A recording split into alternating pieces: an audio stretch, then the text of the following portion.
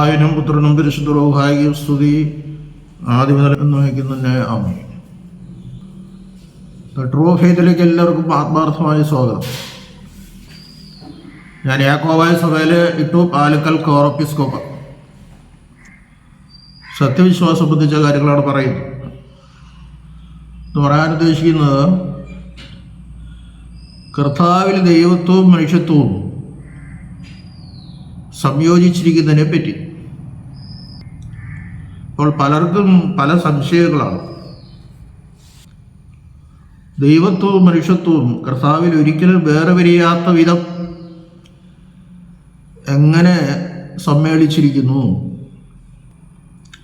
നമ്മുടെ വിശ്വാസം അങ്ങനെയാണ്. ദൈവത്വവും മനുഷ്യത്വവും ഒരിക്കലും വേറെ വരിയാത്ത വിധം സംയോജിക്കപ്പെട്ടിരിക്കുന്നു. ആകയാൽ അവന് ഒരു സ്വഭാവം മാത്രമേ ഉള്ളൂ, ഒരാളത്വവും ഒരു സ്വഭാവവും. എന്നാൽ ചിലർ ഒരാളത്വവും രണ്ട് സ്വഭാവം ഉണ്ടെന്ന് വിശ്വസിക്കുന്നവരുണ്ട്. ആ ഭാഗത്തേക്ക് നമുക്ക് പോകണ്ട. ചില വീഡിയോകൾ പരിശോധിക്കുമ്പോൾ ദൈവത്തിന് പരിമിതിയുണ്ടോ? നമുക്കല്ലേ പരിമിതിയുള്ളൂ. പരിമിതിയുള്ള മനുഷ്യന് പരിമിതി ഇല്ലാത്ത ദൈവത്തെ പറ്റി എങ്ങനെ മനസ്സിലാക്കാൻ പറ്റും? ദൈവത്വവും മനുഷ്യത്വവും എങ്ങനെ യോജിച്ചിരിക്കുന്നു? അത് ശരിയാണോ? നമുക്കത് മനസ്സിലാക്കാൻ പറ്റുമോ? നമ്മളതിനെപ്പറ്റി ചിന്തിക്കണോ? ശരിയാവാം, ശരിയാകാതിരിക്കാം എന്നൊക്കെ പലരും പറയുന്നു. എന്നാൽ യാക്കോബായ സഭയ്ക്ക് ഒരു സംശയവുമില്ല. യേശുവിൽ ദൈവത്വവും മനുഷ്യത്വവും ഒരിക്കലും വേറെ വരിയാത്ത വിധം സംയോജിപ്പിക്കപ്പെട്ടിരിക്കുന്നു.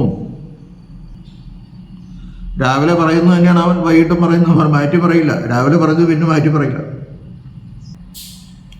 എന്നാൽ ദൈവത്വവും മനുഷ്യത്വവും സംയോജിച്ചിരിക്കുമ്പോൾ തന്നെ ദൈവത്വം മനുഷ്യത്വത്തിൽ ലയിക്കുന്നില്ല, അല്ലെങ്കിൽ മനുഷ്യത്വം ദൈവത്വത്തിൽ ലയിക്കുന്നില്ല. ഇനി ദൈവത്വവും മനുഷ്യത്വവും സംയോജിപ്പിക്കപ്പെട്ടിരിക്കുന്നതുകൊണ്ട് അത് രണ്ടും ലയിച്ച് മറ്റൊരു അവസ്ഥയിലാകുന്നതുമില്ല. വളരെ രഹസ്യാത്മകമാണത്, വിശ്വസിക്കാൻ പ്രയാസവുമാണ്. ഇപ്പോൾ ലാസറിന്റെ കല്ലറയ്ക്കൽ ചെന്ന് കർത്താവ് കരഞ്ഞു. ദൈവത്തിന് കരയേണ്ട ആവശ്യമുണ്ടോ എന്നൊക്കെ ചിലർ ചോദിക്കുന്നത്. ആ കരഞ്ഞെങ്കിൽ എന്തിനാണെന്ന് നമുക്ക് മനസ്സിലാക്കാൻ പറ്റുമോ? വളരെ ശരിയാണ്. ലാസറിന്റെ കല്ലറയ്ക്കൽ ചെന്ന് കർത്താവ് കരഞ്ഞ എന്തിനാ? ലാസറിനെ ഉയർപ്പിക്കാൻ പോകണം. കർത്താവിന് അറിയാൻ വേണ്ടത്. പിന്നെ കരയണ എന്തിനാ? മാർത്തവൻ കരയുന്നത് കണ്ട് കർത്താവ് അറിയണമെന്നുണ്ടോ? ചിലർ പറയുന്നു അപ്പോൾ അവൻ മനുഷ്യത്വത്തിലാണ് കരഞ്ഞതെന്ന്. ഒരിക്കലല്ല. അവൻ ചെയ്യുന്ന എല്ലാ പ്രവർത്തികളും ദൈവത്വത്തിലും മനുഷ്യത്വത്തിലുമാണ്. പറയുന്നതും പ്രവർത്തിക്കുന്നതും എല്ലാം ഈ ദൈവത്വവും മനുഷ്യത്വവും യോജിച്ച അവസ്ഥയിലാണ്. ദൈവത്തിന് കരയാൻ പറ്റൂലേ? ദൈവ വിഗ്രഹമൊന്നുമല്ല, അവന് കരയാൻ പറ്റും. ദൈവം ആത്മാവാണ്. ആത്മാവിന് സംസാരിക്കാൻ പറ്റുമോ? ദൈവം സംസാരിക്കുന്നില്ലേ? ആത്മാവിനെ നടക്കാൻ പറ്റുമോ? നടക്കുന്നില്ലേ? ഏതൊടത്തിൽ ദൈവം നടന്ന ഒച്ച ആദ്യം കേട്ടിട്ടുണ്ട്. അപ്പോൾ അങ്ങനെയുള്ള അർത്ഥത്തിൽ ദൈവത്തെപ്പറ്റി നമുക്ക് പരിമിതപ്പെടുത്താൻ പറ്റില്ല. എന്നാൽ ഈ വിശ്വാസം ഉറച്ചതാണ്. ദൈവത്വത്തിലും മനുഷ്യത്വത്തിലുമാണ് അവൻ കരഞ്ഞത്. ഇവിടെ കരഞ്ഞത് എന്തുകൊണ്ടാണെന്ന് ചിന്തിക്കണം. ലാസറുടെ ജീവൻ കൊടുക്കാൻ ലാസറെ പുറത്തേക്ക് വന്ന് പറഞ്ഞാൽ മതി. പക്ഷേ ഈ ലോകം മുഴുവനും സർവ സൃഷ്ടികൾക്കും പാപത്തിന് പരിഹാരം കൊടുക്കണം. മനുഷ്യർ മാത്രമല്ല, പ്രപഞ്ചത്തിന് മുഴുവൻ. കാരണം ആദമിൻ്റെ പാപം മൂലം പ്രപഞ്ചവും ശാപത്തിൽ ഏർപ്പെട്ടിരിക്കുകയാണ്. അപ്പോൾ പ്രപഞ്ചം മുഴുവനും, മനുഷ്യർക്ക് ഉൾപ്പെടെ പ്രപഞ്ചം മുഴുവൻ ജീവൻ കൊടുക്കാൻ എൻ്റെ ഒരു വാക്ക് പോരാ, ഞാൻ മരിക്കണം, ചാട്ടവാറടി ഏൽക്കണം, മുൾമുടി വെച്ച് അവരടിക്കും, തുപ്പും, കന്നത്തടിക്കും, രക്തം ധാരധാരയായി ഒഴുകും, ക്രൂശിൽ കിടന്ന് പിടയണം. അപ്പം അവിടെ കർത്താവ് നിലവിളിക്കില്ലേ? ക്രൂശിൽ കിടന്ന് കർത്താവ് നിലവിളിക്കുന്നില്ലേ? മനുഷ്യത്വത്തിൽ മാത്രമാണോ? ഒരിക്കലല്ല. ദൈവത്വത്തിലും മനുഷ്യത്വത്തിലും മാത്രം ആണ് അവൻ കരയുന്നത്. മനുഷ്യത്വത്തിൽ മാത്രമാണ് കരയുന്നതെങ്കിൽ മനുഷ്യൻ മാത്രമാണ് മരിക്കുന്നത്, ദൈവം മരിക്കില്ല. നമ്മുടെ വിശ്വാസം അനുസരിച്ച് ദൈവവും മനുഷ്യനും അവിടെ മരിക്കുകയാണ്. മരണമെന്നാൽ ശരീരത്തിൽ നിന്ന് ആത്മാവ് വേർപെടുന്നത്. ചിന്തിച്ച് കർത്താവ് മനുഷ്യാവതാരം എടുക്കുന്നതിന് മുമ്പ് ആത്മാവ് മാത്രമായിരുന്നു, ശരീരമില്ല. ആത്മാവ് മാത്രമേ ഒരവസ്ഥയിൽ അവന് സ്ഥിതി ചെയ്യാമെങ്കിൽ ഈ 3 ദിവസം ആത്മാവ് മാത്രമേ ഒരവസ്ഥയിൽ അവന് സ്ഥിതി ചെയ്യാം. അവൻ പാതാളത്തിൽ പോയി പ്രസവിക്കുകയും ചെയ്തിട്ടുണ്ട്. അങ്ങനെ ചിന്തിക്കണം. അപ്പോൾ കർത്താവ് കരഞ്ഞത് താൻ ലോകത്തിന് മുഴുവൻ ജീവൻ കൊടുക്കാൻ വേണ്ടി അനുഭവിക്കാൻ പോകുന്ന കഷ്ടപ്പാടുകളെയും വേദനകളെയും പ്രയാസങ്ങളെയും ഓർത്ത് കരഞ്ഞു പോയതാണ്. അല്ലാണ്ട് മനുഷ്യത്വത്തിൽ മാത്രമല്ല അവിടെ കരുതുന്നത്, ദൈവത്വത്തിലുമാണ് കരഞ്ഞത്. ആ കാര്യം പ്രത്യേകം ശ്രദ്ധിക്കണം. പക്ഷാഘാതം പിടിപെട്ട ഒരുത്തനെ കർത്താവ് മുമ്പിൽ കൊണ്ടുവന്നു. നിന്റെ പാപം മോചിച്ചെന്നിരിക്കുന്നു പറഞ്ഞു. പാപം മോചിക്കവന് ആരാ? പരീക്ഷന്മാരെ സാധുക്യം വിപ്ലവം ഉണ്ടാക്കി. കർത്താവിൻ്റെ പാപം മോചിക്കാൻ മനുഷ്യപുത്രന് അധികാരമുണ്ടെന്ന് നിങ്ങളറിയേണ്ടതിന് അവൻ പക്ഷപാതക്കാരനോട് എഴുന്നേറ്റ് കിടക്കെടുത്ത് നടക്കാമെന്ന്. അവിടെ ദൈവത്വത്തിലും മനുഷ്യത്വത്തിലും ഒരുമിച്ച് എന്നാണ് പ്രവർത്തിക്കുന്നത്. മനുഷ്യത്വത്തിൽ ദൈവത്വം യോജിക്കപ്പെട്ടിരിക്കുകയാണ്. ദൈവത്വത്തിൽ മാത്രമല്ല പാപമോചനം കൊടുക്കുന്നത്. കിടക്കെടുത്ത് നടക്കുക അത് മനുഷ്യത്വത്തിലെന്ന് മാത്രമൊന്നും പറയാൻ പറ്റില്ല. ആക്കെ രണ്ടും ദൈവത്വത്തിലും മനുഷ്യത്വത്തിലും യോജിച്ച് നിന്നാണ് കർത്താവ് പ്രവർത്തിക്കുന്നതും പറയുന്നത്. അവരുടെ അത്ഭുതം പ്രവർത്തിക്കുന്ന ദൈവത്വവും അല്ലാത്ത സമയത്തൊക്കെ മനുഷ്യത്വമാണെന്ന് പറയാൻ പറ്റില്ല. വെള്ളത്തിൽ കൂടി നടന്നു വന്നു, ദൈവത്വത്തിലും മനുഷ്യത്വത്തിലുമാണ്. പത്രോസിനെ വഹിച്ച് വെള്ളത്തിൽ കിടന്ന് നടത്തി. ഏത് വെള്ളത്തിലാണ് അവൻ താഴാൻ പോയത് ആ വെള്ളത്തിൽ കൂടി നടത്തി അവനെ കരയിൽ കയറ്റി, വഞ്ചിയെ കയറ്റി.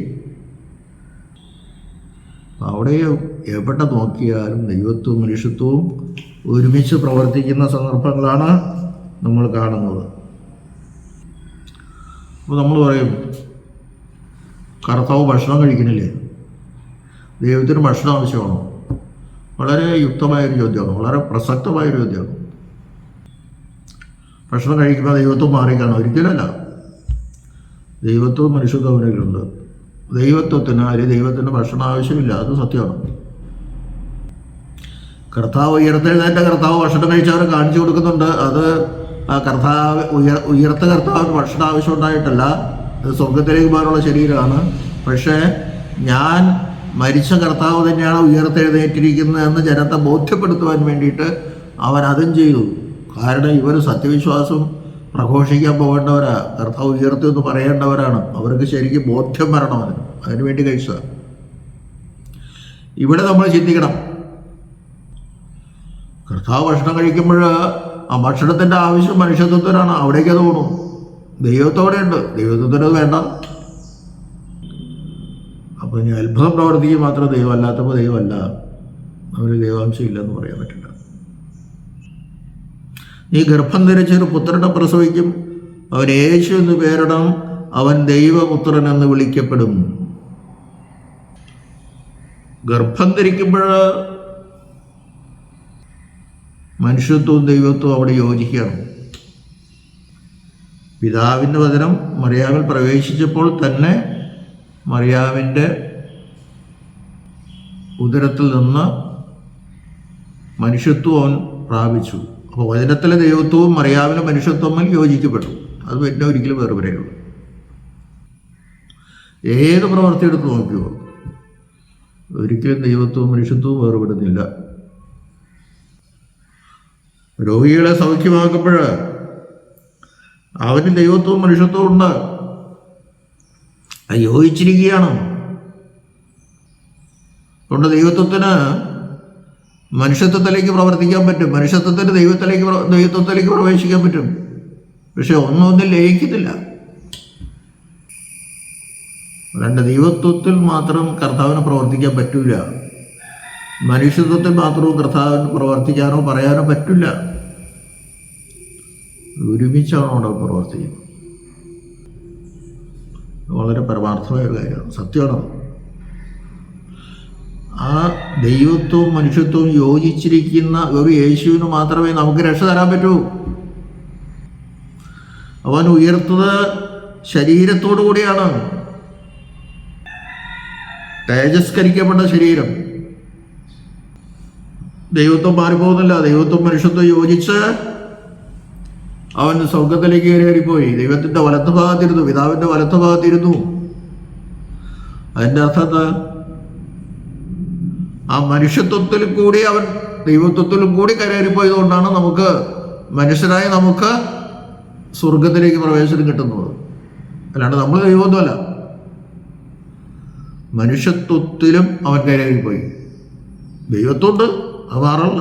മനുഷ്യത്വത്തിലും കയറിപ്പോയതുകൊണ്ട് മനുഷ്യരായി നമുക്കും തേജസ്കരിക്കപ്പെട്ട ശരീരത്തോടുകൂടി ഉയർക്കുവാനായിട്ട് സാധിക്കുമെന്ന് മനസ്സിലാക്കണം. പിന്നെ മറ്റൊരു കാര്യം, ചിലർക്ക് സംശയം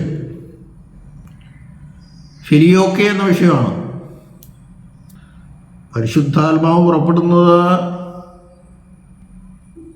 പിതാവിൽ നിന്ന് മാത്രമാണ്. നമ്മുടെ വിശ്വാസം അങ്ങനെയാണ്. യോഹന്നാൻ 15:26 പറയുന്നുണ്ട്, എൻ്റെ പിതാവിൽ നിന്ന് പുറപ്പെടുന്ന ദൈവത്തിൻ്റെ ആത്മാവ്, സത്യത്തിൻ്റെ ആത്മാവ് എന്ന് വളരെ വ്യക്തമായിട്ട് കർത്താവ് പറയുന്നുണ്ട് അവിടെ.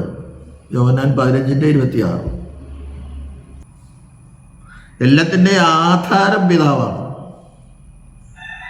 പിതാവിൽ നിന്ന് പുത്രൻ ജനിക്കുന്നു, പിതാവിൽ നിന്ന് പരിശുദ്ധ പുറപ്പെടുന്നു. ഫിലിയോക്കെ പറയുന്നത് പിതാവിൽ നിന്ന് മാത്രമല്ല, പരിശുദ്ധ ആത്മാവ് പുത്രനിൽ നിന്നും പുറപ്പെടുന്നു എന്നാണ്. അത് തെറ്റാണ്. എല്ലാത്തിൻ്റെ സോഴ്സ് പിതാവ് മാത്രമാണ്. ഞാനത് വിശദമായിട്ട് പല വീഡിയോകളിലും പറഞ്ഞിട്ടുണ്ട്. പുത്രനിൽ നിന്നും പരിശുദ്ധാത്മാവ് പുറപ്പെടുന്നു എന്ന് പറഞ്ഞാൽ പുത്രൻ ഒരു സോഴ്സാവും, ഒരു ആധാരമാവും. വലിയ അബദ്ധമാണ്. പുത്രൻ വേറെ ഒരു ദൈവമായിട്ട് മാറും. അതാണ് അതിലടങ്ങിയിരിക്കുന്ന വേദവിപരീതം.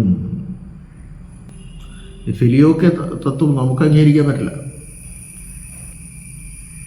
പിതാവിൽ നിന്ന് മാത്രം പരിശുദ്ധാത്മാവ് പുറപ്പെടുന്നു. അപ്പോൾ അതിനൊരിക്കലും സംശയിക്കരുത്. ഇത് രണ്ടും നമ്മുടെ സത്യവിശ്വാസമാണ്. ആ സത്യവിശ്വാസത്തിൽ ഉറച്ചു നിൽക്കാൻ നമുക്ക് സാധിക്കണം. ദൈവം നമ്മെല്ലാവരെയും അനുഗ്രഹിക്കട്ടെ.